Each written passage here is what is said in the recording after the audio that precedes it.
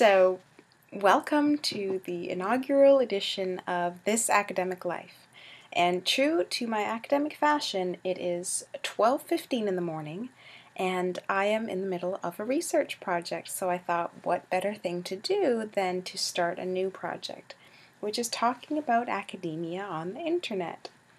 I guess I should say a little bit about myself and why it is that I thought it would be a good idea to start a vlog about academic life. My name is Lucia. I am 24 years old, and I am going into the third year, almost. In January I'll be in my third year, of a PhD program in English at the University of British Columbia. Now, my journey in academia has been, sorry, I have some notes here, as one does. My journey in academia has been pretty straightforward. I always loved English from the time I was in high school, knew that I wanted to teach it someday and at least get to know more about it. And then as I went through my undergraduate degree, I really realized that this is what I wanted to be doing in some way, shape, or form. So I applied for my MA, which was a year-long program. I finished it in 4 terms, and then I went straight into my PhD, and I've been doing that for, as I said, 2 years, so almost to my third year. What dawned on me, however, and I think this sort of is evident by the fact that I've gone straight through, is that I struggle a lot with maintaining a bit of separation between my academic life and my personal life. And I'm not saying that there isn't crossover. Obviously, we develop lifelong friendships in graduate school. We meet partners in graduate school. We meet mentors in graduate school. Graduate school is an amazing place to meet people and to develop a community. However, it's also a place where really, and I don't want to say bad habits, but habits that are maybe not so conducive to our well-being are developed. Habits regarding perfectionism, chronic work, basically just a lot of things develop in that environment. Poor eating habits, poor sleeping habits, drinking, smoking, all that kind of stuff can develop in that environment.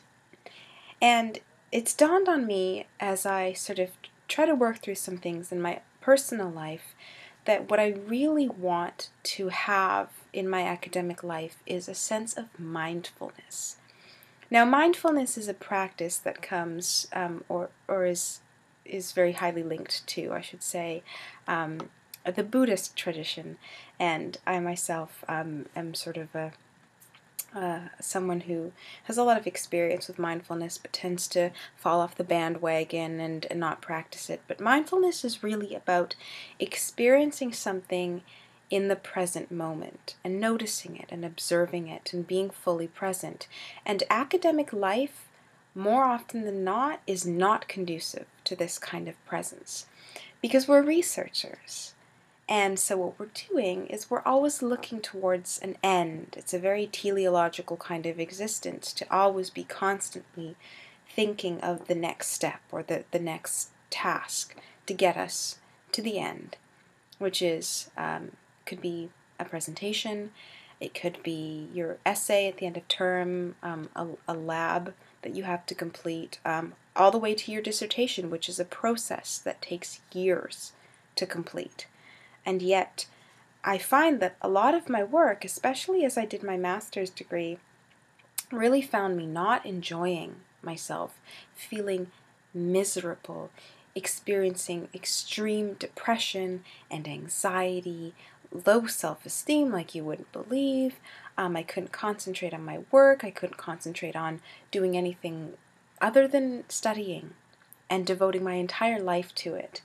And when I look back on my degree, I, of course, am very grateful for my education and for the knowledge base that I've received, but I'm also a little sad that I didn't fully enjoy it as much as I could have. So what I hope to do in this series, aside from talking about sort of my own process and some of the challenges that I'm facing right now in my degree, is really to to talk about how to be a mindful scholar, because I think that's key to this whole academic life thing. And what I hope to do in this series is divide it up into 4 main sections. 4 areas of academic life that I believe are key. And they're all obviously interrelated, but they are separate. So the first is teaching. There's a certain point in everyone's academic career where they will start teaching, and that's a very daunting thing, because at the end, once we get our tenure track positions or our adjunct positions or whatever, chances are we're going to be doing a lot of teaching. That kind of makes up the bulk or a large percentage of what we do as academics. The next section will be on research, because obviously research is what we do. And even though that research might take different sort of shapes and forms, whether you're in the hard sciences, if you're working in a lab, or if you're, studying contemporary art, or if you're reading literature, as I do. The third is discussion. And that's really about the idea of coursework, which is an integral part to many or most graduate programs, but also the idea of having community, and a research community, and a writing community, and a teaching community, but most of all how we interact with other people in academia, because there are a lot of bureaucratic structures that can get in the way. Competition often gets in the way, especially disagreements get in the way, those kinds of things. And the last one is writing. Now, writing is something that we're all going to be dealing with, whether we're working on our master's or on our PhD. Whether you're writing a final project, a thesis, or a dissertation, you're eventually going to have to come to a point where you're going to be facing a lot of writing, and that can be a very challenging process as well. So teaching, researching, discussing, and writing, and all the other, ins and outs and things that might come up over the course of an academic life. And an academic life, hopefully, it doesn't end once we're finished our PhDs. I think that's something I've learned to realize, this is only the beginning, and ideally an academic life lasts a lifetime as well, and all the things, children, spouses, trips to Spain, and the harder things in life, grief and loss and illness and all those other things come in, and they meld, and they're part and parcel of it. So that's hopefully where I hope to take this blog platform for discussion. I might bring in some research questions of my own that I'm struggling with and seeking maybe some sort of discussion around. So I really look forward to building a little bit of the community, because I think you cannot, that's the one thing as an academic that I know is true, is that, as John Donne says, no man is an island, and no academic is an island. You cannot have your academic research without an academic community.